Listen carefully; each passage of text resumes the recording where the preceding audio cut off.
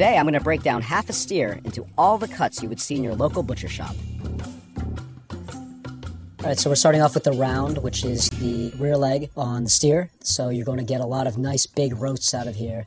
Right now, I'm actually removing the oyster steak, which is a little steak that sits on top of the H-bone, which is a very tender, juicy, tasty little cut, which is actually a nice butcher's cut that we usually take home. So you're rarely going to see it outside of a craft butcher shop. So from here, I'm removing the H-bone. There's some strong tendons that you have to sever that hold the femur in place. So you want to make sure that you sever those tendons as you remove this, so that you can get the shank off easier, you can start getting access to the other muscles and start unbundling them. The H-bone is great for stock, so we'll cut that up later. Right now, I'm actually going to take the shank off. And I'm using the leverage of the table so I get through these tough tendons. And if you hear about an athlete tearing their ACL, or MCL, or PCL, or LCL, I'm tearing it through all of it right now. So removing the shank, which is going to be a tough bundle of muscles, but it's great for braising. So if you cook it properly, and braised beef from the shank can make some of the most unctuous, delicious meals.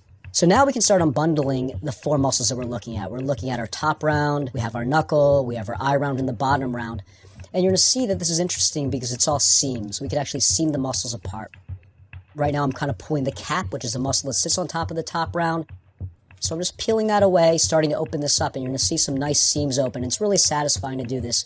I'm literally just flicking my knife with the first 1/4 inch. And now as I pull away, you're going to see the top round just slowly peels away. My eye round's revealed. You see some of that fat and fascia, and it comes right off on these seams. So now we're left with our femur bone, which is going to be what we're going to attack next, so we can get access to the other muscles. The femur bone is going to be our longest marrow bone in the steer, so this is great for bone marrow, a great winter meal. So we have our nice marrow bone here. This is great. We can cut the knuckles off. Those will make excellent stock. And then the marrow bone itself, we can cut into rounds or canoe it. So cut it right down the middle so it comes open and you can roast it off. It's a really tasty dish. Now I'm separating our last few muscles. We have our knuckle here, our sirloin tip, which sits right next to our bottom round. So there's my knuckle. Let's put that aside for now. And we're left with the gooseneck. So this is going to be a combination of 3 muscles. Our eye round, the bottom round is sort of like the outside of our leg, and then the heel, which is the tough muscle behind the knee. So here we're just removing the eye round, putting that aside. That can make a nice roast later. And then we have the heel, which can be used for braising. There's a nice cut of steak out of there called the Merlot with a pretty tight grain structure, but if you cook it to like a medium rare and slice it thin, it can be pretty nice.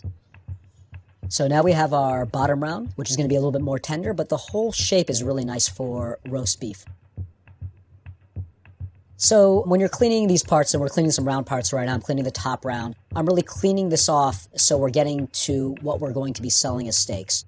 Sometimes there's fascia, sometimes there's connective tissue, sometimes there can be some blood or spotting, so I'll shave that off just to make it more presentable, but also to cut it in such a manner that's going to allow it to either cook properly or give you the best texture. So from here I've cleaned up the top round, which we'll take a look at later. And now we're going to look at the eye round. So right here, you can see the shape. I'm going to leave all the fat on because it's going to be really nice when I do the roast beef. But we're going to take off some of the fascia. Sometimes you're going to have some fat that's not going to be good, but then fascia will be like the sheaths that cover the muscles. And then here we're taking a look at the knuckle or the sirloin tips. Just taking out the kneecap here. There's 2 supporting muscles that we pull out that we don't generally use, but those could be cut into little steaks as well. But what I'm really revealing is the sirloin tip itself, which is made up of the sirloin tip side and the sirloin tip center. A lot of these round cuts are leaner, so you can see there's some fat cover on the bottom round, but these are going to generally be leaner cuts. You're going to have to cook them a certain way. So here's the breakdown of the round. Now I'm going to cut these down even further into the cuts you'd see at the butcher shop. Here we have our sirloin tip. So I'm just going to cut some nice sirloin tip steaks here. This is also called the knuckle. This is a nice flavorful steak, a little bit more texture, a little bit chewier, but definitely a very tasty steak. We also have our eye round, which I think makes an excellent little small roast beef. Muscles aren't shaped the way we necessarily want them to be, but when you tie them up into a uniform shape, they're going to cook more evenly. The bottom round's also a great roast beef as well, so I'm going to tie that up as well for a much bigger roast beef. You can see that it's going to be a nice, big, solid roast beef, give us great slices. For the top round, we mentioned tartare earlier. It's great for tartare. Also excellent for jerky. Can be done as a roast, but we cut it for our top round London broil steaks. Here are the final cuts from the round. Later, I'll come back to the shank and cut it down using the bandsaw. Next, I'm going to break down the loin. So we're taking a look at the loin, which consists of basically two sections here. We have our drop, and then we have our short loin. So here, I'm going to take off the flank first. So this is a nice lean piece of meat. Takes and marinate really well, throw it right on the grill. I'm just peeling this away. All these things just sit on top of membranes. These are actually really easy to take out because I'm peeling them away, and essentially I'm cleaning them. You're going to see there's not much I'm going to have to do to this afterwards because it just comes right out. And we have our flank, and it's all set to go. Then we can throw it right in the case if we needed to. So next I'm just going to cut off a little bit of the drop here, just to make it a little bit easier for me to see my sirloin flap. And I'm going to remove some of the fat too. So the sirloin flap is a great cut. Called the bavette in France, means bib. And it's going to look like a bib when we pull it out. This is actually a great cut that has a really nice grain structure, full of flavor, oftentimes is great marbling, and it's easy just to throw right in the grill. And so I'm just going to peel that out. Cut off a little bit of the trim there. And we're left with our short loin now. So now I'm going to pull out the rest of the suet. This is the internal fat that coats the kidney, protects some of these organs here. And this is great to render down to make tallow. You can use it for candles, skincare products. We have a variety of people that buy them from us. But I think it's a great frying fat. Now we're going to pull the tenderloin. So the tenderloin is going to have a big head with 2 arrow barbs, and it's going to run through, and then it's going to taper all the way down to a thin tail. So here you're going to see me working both sides of it because it's so big that you're not going to be able to take off one side and then peel out the rest. So with this deboning process, I'm going to actually work one side first, work the other, and then meet somewhere in the middle. And then I'm pulling off a side muscle here, the psoas minor. So the tenderloin is the psoas major. This is the psoas minor. It's the chenette in French cooking. A little bit of tendons in there, but it's one of my favorite cuts. So now we have a strip loin. And so now I'm going to separate the loin section, which is where we're going to get our New York strip steaks or shell steaks because of the bone structure that goes around it. And we're going to have our sirloin, bone in, and then we'll have our loin. Now I'm just pushing down using leverage, using the gravity, having a nice fulcrum point so I can dislocate the loin from the sirloin. So now we're going to take a look at the sirloin, which is actually one of my favorite cuts. I'm going to start deboning this. So this is an interesting bone because it's concave, so it really curves in, so you have to keep your knife ever turning towards the bone. So now I'm going to take out the ball tip here, so that's going to go to trim. That's a little bit of the sirloin tip that's left behind. And now we're going to take off the tri-tip, which is a really nice cut, very popularized in California. You'll hear it as the Newport steak. This is about a pound, pound and a half. It's excellent for grilling, throw around on the grill. Texas, they smoke them. And then now we have our top sirloin. So here's the breakdown of the loin. Now I'm going to cut these down even further into butcher shop ready cuts. So here we're going to hand cut some New York strip steaks. I'm going to go through the feather bones and then finish with my saw. I think that here there's really an obsession with tenderness, and oftentimes people will be like, I want tenderloin specifically, or what's your most tender cut? And I think it's okay to chew and have interesting textures. There is nothing as tender as tenderloin. I've definitely cooked steaks that I felt were as tender as tenderloin, but I think that these days I'm really looking for more complex flavors, good textures, and you can find that anywhere in the animal. Here are the final cuts from the loin. This is what you'd see in the case at the butcher shop. Next, I'm going to break down the rib. All right, so we're taking a look at the rib. So this is going to be familiar to everyone. I mean, if anyone's ever seen the Flintstones, they're going to think of this giant, rack of ribs. There's a couple of nice cuts I'm going to harvest out of here. We're taking a look at the skirts right now. So we have our outside skirt and we have our inside skirt. So right now I'm just pulling off some of the membranes. There's going to be a lot of membranes that cover bones or that cover muscles. These are tough membranes that I'm just going to pull off. And once I pull them off, I can start getting access to my skirts here. Here I'm removing the outside skirt. It's going to be the darker, richer one. It has a more of a minerally taste, very similar to a hanger steak, a little bit more tender. This is what you're going to see for carne asada often, Brazilian barbecue. With the inside skirt, we can leave it whole, we can cut it into portions, but in general, we'll cut it across the grain, just to make it more tender, like a mechanical form of tenderization. Every time you cut across the grain, you shorten the muscle fibers to increase tenderness.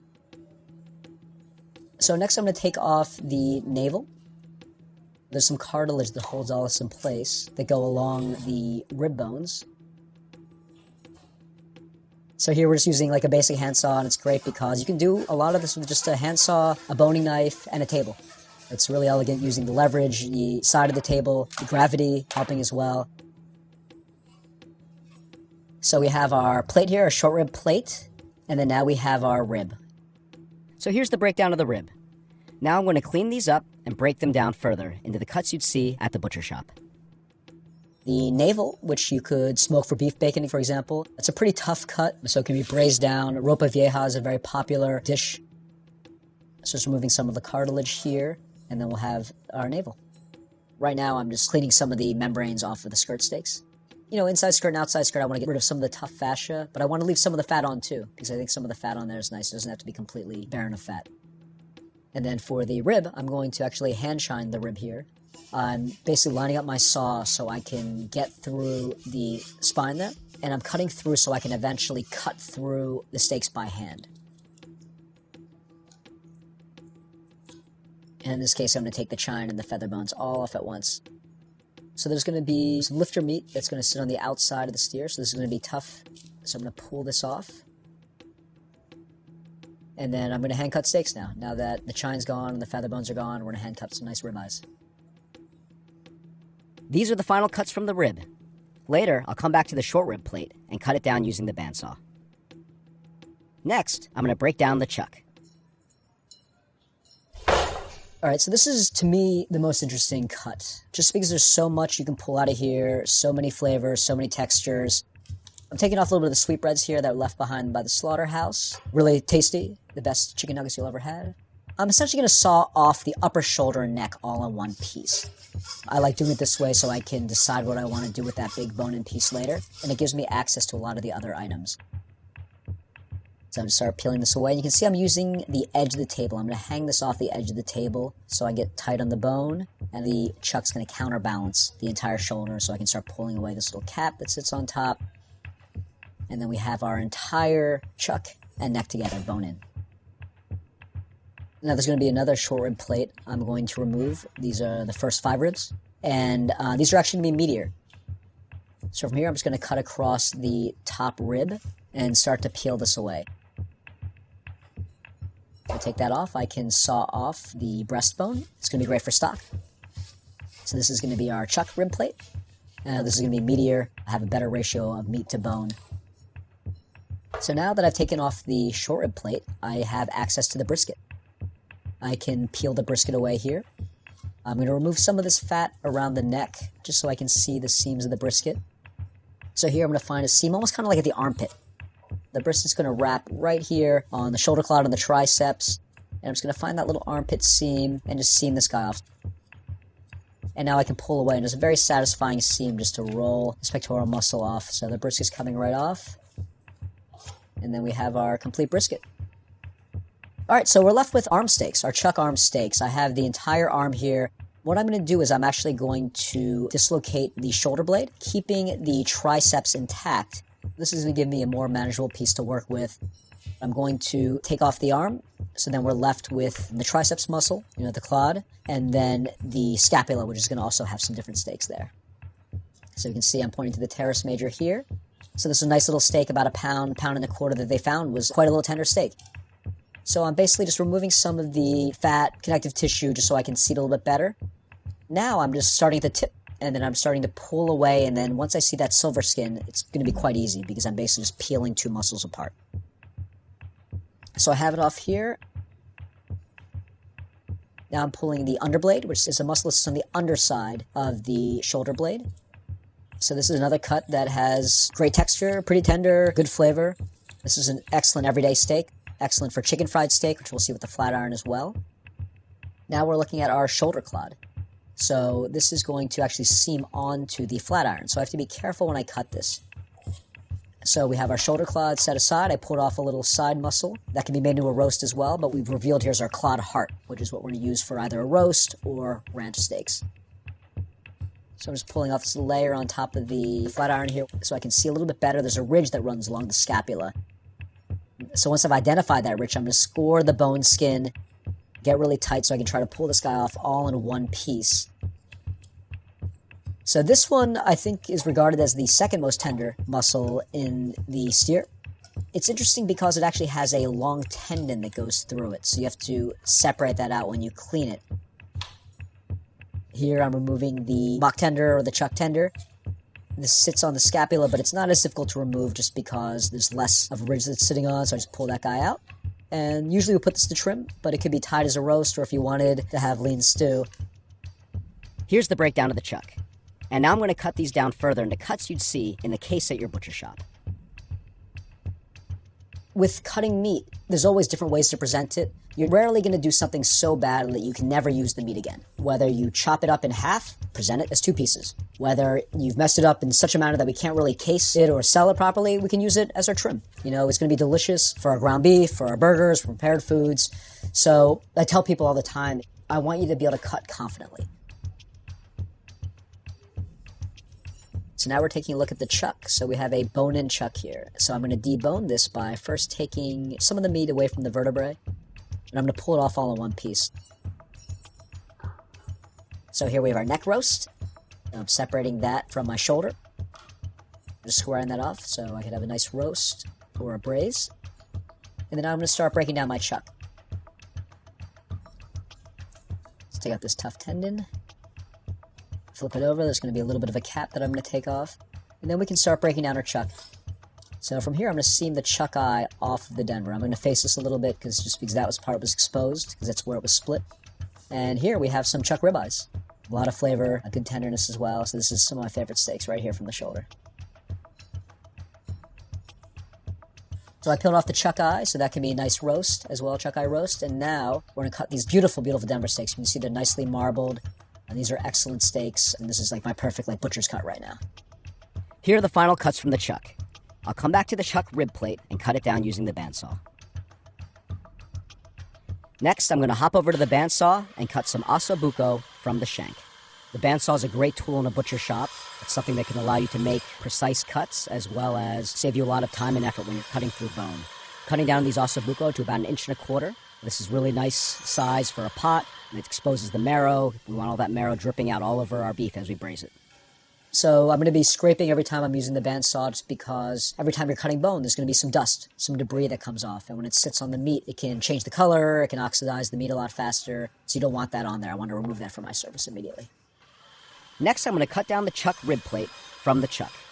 The bandsaw is going to allow me to make nice, thin cuts on the rib plate that would be very difficult to do by hand. This is going to be an excellent grilling cut.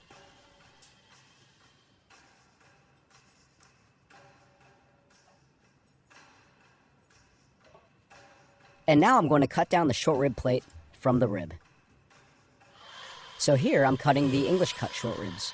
I can either do blocks of 2 inches or 4 inches. These will be excellent for a braise. And here are the final cuts from the bandsaw. And finally, these are all the cuts you get from a side of beef.